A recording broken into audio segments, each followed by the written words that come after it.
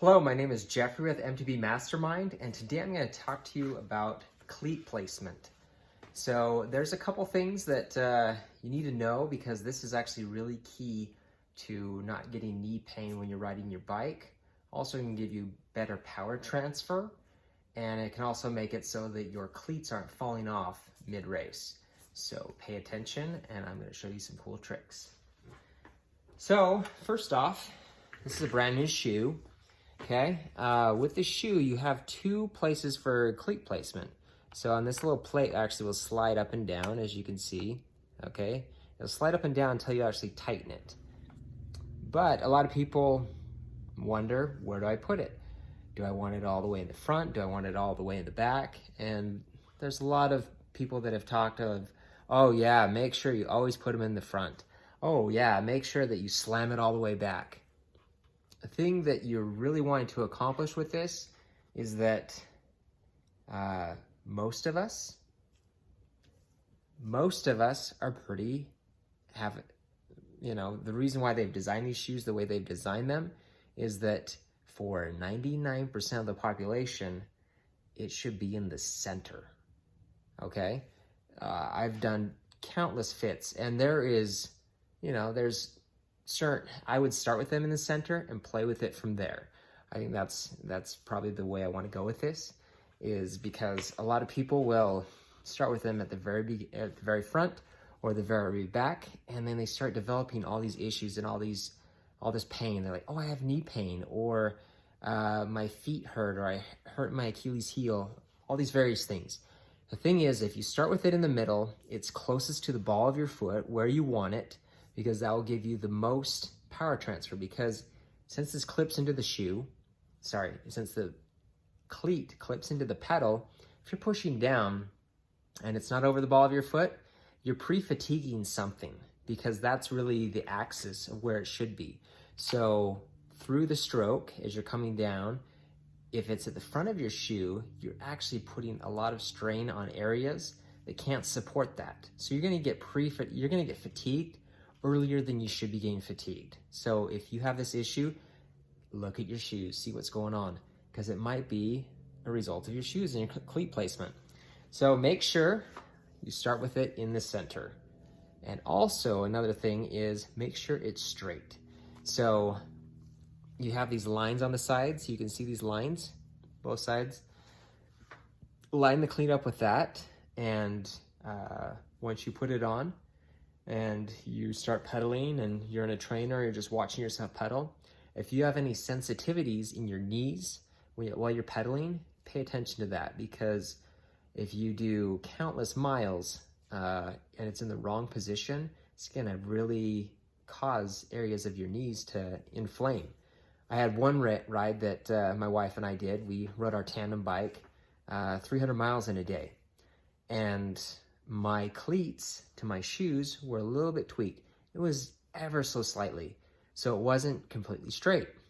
And after riding 300 miles, just up and down, because we did it all in a day, my knee was incredibly inflamed. And it's because it was not perfectly aligned. Alignment is where it's most comfortable and it's the most efficient. So go ahead and do yourself a favor and make sure you start with it in the center. Make sure it's all the way tight. So if it's a Shimano cleat, make sure it's tight up against the shoe. And I'm gonna show you some other examples of some other things, just so you don't run into the same problem. So here we go.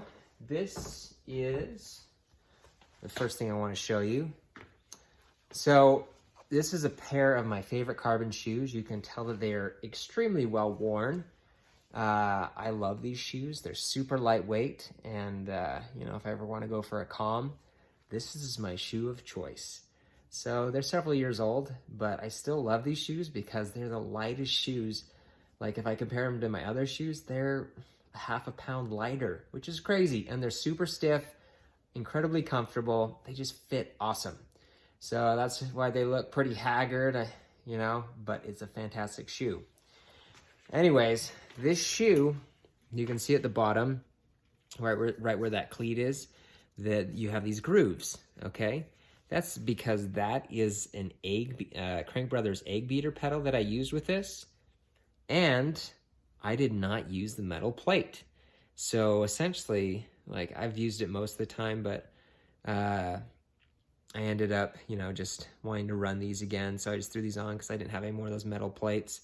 And it cost me because it wore all the way through the shoe. It wore through it so much that during a race, I did a 50-mile race in these. These were the last time I wore these. And with about 15 miles to go, it wore through the shoe so much that all of a sudden there became this play, and the cleat was moving up and down, up and down. I made sure that all these were tight. They were tightened to spec. And yeah, it essentially broke my shoe. So I had this play going back and forth. So it was really muddy. So it's really hard to get out, really hard to get in. And yeah, it just was super frustrating because I couldn't put down the power that I can usually put down. So make sure if you're using Crank Brothers egg beater pedals and the cleat system, make sure that you use the metal plates. I'm going to show you what that looks like. So this right here is a plate. It's these metal plates. It's so that the bars of the egg beater actually wear on these and not into your carbon sole. So awesome system. They're like $10 for the plates. Totally worth it. Save your shoes, and also you have less play when you're pulling up. So there's a little bit of play in the egg beaters. As you're pushing down or pulling up, you can kind of feel it. This takes out a lot of the play, so make sure that you use those plates. And then for the last thing I want to show you, this is a Shimano cleat. You don't need any of those things. Just make sure you tighten it down. It has these this flat platform up top. You can see that this is flat right here and this is flat. Line that up with wherever the lines are that you want to do, where you want to place the cleat. It's nice that this shoe actually has lines all the way down so that we can actually just make sure that we get it. It has 10 lines on both sides. So you're like, oh, let's put it on line 1. So put it on line 1, both sides, and then you can tell that it's straight. So make sure that these are tight. You can, get them as snug as possible. You don't really have to worry about over-tightening it. You can over-tighten, but just make sure that they're snug, that they're tight. If you want to tighten them down, put them at like 6 or 7 Newton meters. Then you don't have to worry about your cleats coming loose while you're riding. Anyways, that's some pro tips on cleat system and pedal system and what to do to make sure that your cleats are in the right place so you can get away from that knee pain that comes from poor cleat placement. Thanks for watching. Send us an email if you have any other questions, and we'll see you on the trail. Thanks.